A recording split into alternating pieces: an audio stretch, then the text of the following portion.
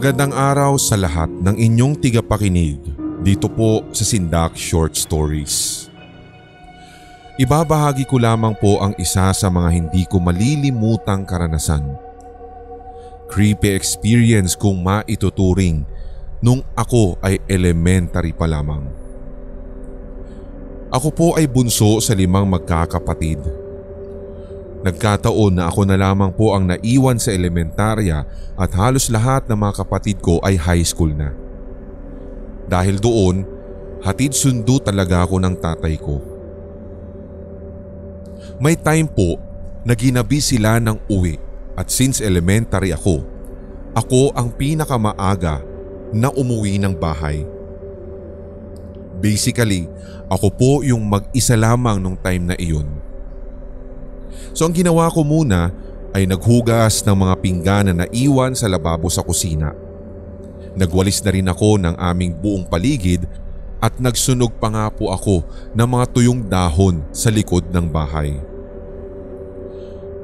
Tila nga si Red ay nalibang ako sa aking ginagawa kung kaya't hindi ko na rin po namalayan na dumidilim na pala. Siyempre dahil meron na nga din pong apoy yung aking sinusunog, doon nga ay napansin ko na hindi ko pa pala napapailaw yung ilawan namin sa gawing sala. So since matatakotin ako dahil na rin sa malaki yung bahay namin, hindi ko talaga pinuntahan yung sala at hindi ko po ito sinindihan ng ilaw. Ang siste kasi at dahil maliit lamang ako, pagpapatong-patungin ko pa yung mga upuan doon para lamang maabot yung aming switch. Since hindi ko rin po maaabot at madilim na rin ang sandaling iyon, hinayaan ko na lamang po na madilim ang sala at nilibang ko na lang ang aking sarili sa gawing kusina habang lumalaki yung apoy ng aking sinusunog na mga tuyong dahon. Hanggang sa may narinig nga po ako na ingay na nagmumula sa sala. Kaya bigla akong napatigil sa ginagawa ko. Sa gitna ng katahimikan, unti-unti kong napagtatanto na parang may yumuyugyug ng upuan. Ang tunog na iyon ay tila nang gagaling sa salas. Kinabahan talaga ako doon, Sir Red, dahil imposibleng mga kapatid ko na iyon. Hindi nila ugali yung magloloko ng ganun sa dilim dahil maging sila ay matatakutin. Lalong-lalo na siyempre ng aking mga magulang, sino ba naman ang gagawa ng ganun para sa kanilang anak? So unti-unti, pinapakiramdaman ko yung tunog. Nakatitiyak ako na nanggagaling iyon sa salas at ang mga tumutunog ay yung mga pinagpapatong-patong ng mga upuan. Dahan-dahan ay tumungo ako sa sala. Doon ngay na-realize kong walang tao. Bigla na lamang ako napatakbo papalabas ng bahay at nalimutan ko pa nga pong magsuot ng tsinelas hanggang sa makarating ako sa bahay ng aking ninang na malapit lamang sa kalsada. Napatanong pa nga si ninang kung bakit ako naroroon pero hindi ko sinabi sa kanya yung dahilan. Doon ko na lamang hinintay hanggang sa makauwi si tatay at ang mga kapatid ko. Maraming salamat Sir Red sa pagsama o pagdamay ng kwento kong ito sa inyong compilation. Sindak. Hi sa lahat ng inyong mga tigapakinig dito sa Sindak Short Stories. Itago nyo na lamang po ako sa pangalang Ina. Isa po sa mga masugid at silent na tiga-subaybay ninyo dito sa channel na to. Itong kwentong ito ay karanasan ng lolo ng aking asawa. Nagkataon daw na nung panahong iyon ay fiesta sa isang bayan sa Batangas, kaya asahan na daw talaga ang inuman ng wantusawa lalo na kung ikaw ay nasa tamang edad na. Natapos nga daw po ang inuman nila bandang 11:00 na ng gabi at nang papauwi na nga daw po yung lolo ng husband ko, wala siyang ibang choice kundi ang dumaan sa gitna ng bukid. Yun kasi yung pinakamabilis at pinakamaikling daanan patungo o pauwi sa kanilang bahay. Kaya doon na nga daw po talaga tumahak ang kanyang lolo. Hanggang sa meron na nga daw po siyang nadidinig na mga paggalaw sa palayan. Nung una hindi niya pinapansin at baka hangin lamang iyon, kaya nagpatuloy lamang siya sa paglalakad. Mga ilang hakbang pa lamang, nadinig na naman niya ang parehong kaluskos, pero sa pagkakataong iyon ay medyo may kalapitan na ang tunog sa kanyang kinaroroonan. Kaya doon ay ura-uradang lumingon ang kanyang lolo at doon nga ay nakita daw po niya ang hindi pangkaraniwang malaki na aso. Kulay itim daw ito. Karipas daw siya ng takbo matapos nun at wala daw po siyang pakialam kung madapa pa siya, basta't ang importante ay makatakbo daw siya papalayo sa malaking asong iyon. Pagdating daw po niya sa bahay, muli niyang nilingon yung aso. Nakita daw po niya na sinundan pala siya nito, subalit hindi na tumungo pa sa mismong bahay ng lolo ng husband ko. Bagkus ay nakatayo na lamang daw ito sa hindi kalayuan sa kanilang bahay, partikular sa isang mahabang pilapil, habang nakatingin lamang daw sa kanya gamit ang mga mapupula at tila nagliliwanag daw na mga mata nito.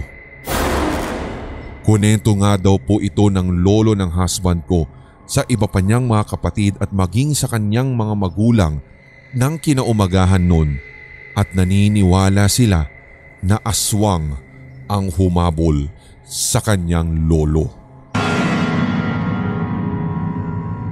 Sindak.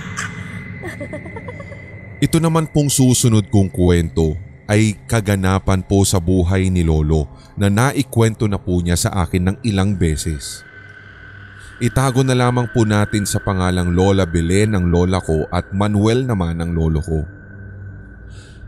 Nang panahong iyon, kahiligan lang daw talaga ni lolo na magtungo sa mga diskuhan kahit gaano kalayo sa kanilang barangay. Doon nga daw po ay sinasaway siya ni lola sapagkat gabing-gabi na palagi silang nag-uuwian, pero dahil sa kapilitan ng aking lolo at maging sa pambobola niya kay lola ay napapayag din naman daw po niya kalaunan si Lola Belen. Kung kaya't nakikidisko siya at nakikisaya. Pumapayag din naman daw po si lola sapagkat hindi naman din po umiinom ng alak si lolo noon. Disko lang talaga sa kabilang barangay o iba pang karatig na lugar sa kanilang barangay ang tinutungo niya doon. Hanggang sa meron daw pong pagkakataon na siyang nagpabago sa kagustuhang ito ni lolo. Matapos daw ang karanasan niyang ito ay hindi na daw po siya talaga nakikidisko. Alam niyo ba kung ano? Ito daw po ay nang minsang madaling araw na siyang nakauwi mula sa diskuhan nang maramdaman daw po niya na parang may pumapagaspas sa gawing likod niya. Sa pakiwari nga daw po niya ay malaking ibon iyon na meron ding malaking pakpak dahil sa lakas ng hangin na nagagawa nito. Nung una'y hinahayaan lamang daw po niya pero binibilisan na niya ang kanyang paglalakad. Sa kadiliman nga po ng kanyang tinatahak na daan sa gitna ng bukirin, dito nga'y bigla na lamang daw po niyang nilingon yung nilalang at akala niya talaga ay kung ano na rin ang mangyayari sa kanya. Ang buong akala nga din daw ni lolo noon ay katapusan na niya sapagkat tumambad sa kanyang harapan ang isang malaking manananggal. Ito pala yung kanina pang sumusunod sa kanya at gumagawa ng malalakas na hangin at ang nadidinig niyang pagaspas. Kung ide-describe nga daw po ni lolo ang itsura na kanyang nakita, sigurado daw maging kami na mga apo niya ay mandidiri. Ayon sa kanya, malapot-lapot ang laway na tumutulo sa bibig nito. Mabaho at talagang nakakasuka ang kanyang hininga at matatakot ka daw talaga sa mukha ng manananggal na yun. So napatakbo daw po siya kahit na nanginginig ang kanyang tuhod. Karipas ang takbo kahit saan man siya magtungo sa gawin ng bukirin, basta't ang nasa isip niya ay makaalis o kaya naman ay makalayo sa humahabol sa kanyang manananggal. Hindi nga din po niya pinaniniwalaan noong una ang mga manananggal o nilalang sa kadiliman hanggang sa siya na nga ang nakaranas at talagang nakita pa niya ng personal at malapitan.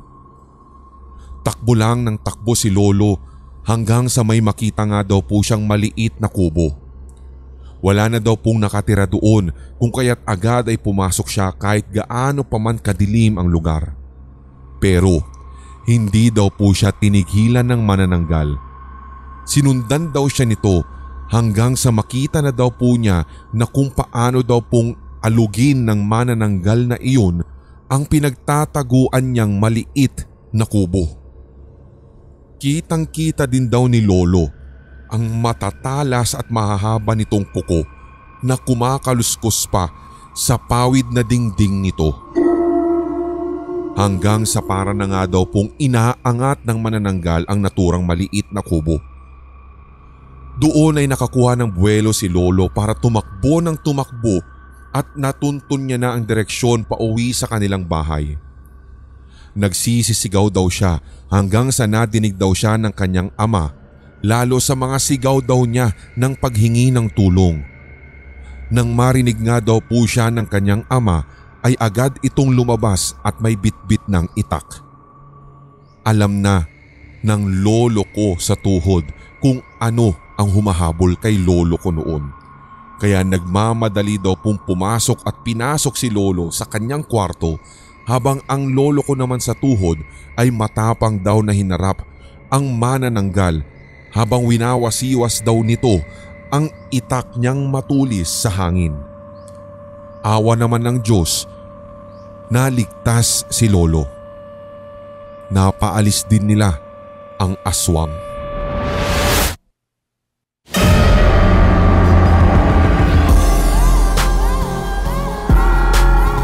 At inyong napakinggan ang tampok na one-shot Tagalog horror story.